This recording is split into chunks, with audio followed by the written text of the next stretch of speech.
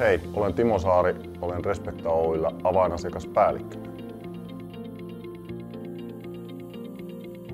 Apuvälinemessut kokoaa yhteen tuotteiden esittelijät, yritykset, maahantuojat sekä niitä käyttävät henkilöt. Lisäksi on tärkeää, että me tavataan aidossa ympäristössä myös niiden tuotteiden ostajat.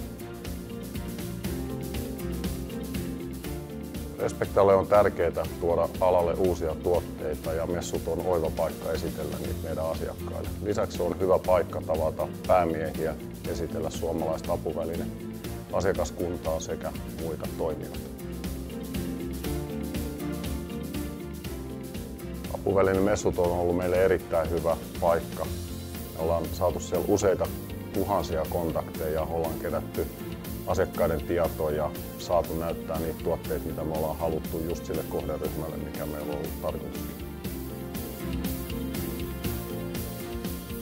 Respekta-alan johtavana toimijana on perinteisesti tuonut apuvälinemessuilla jotain uutta alaa eteenpäin vievää teknologiaa tai tuotetta. Tervetuloa tänä vuonna katsomaan, mikä se on.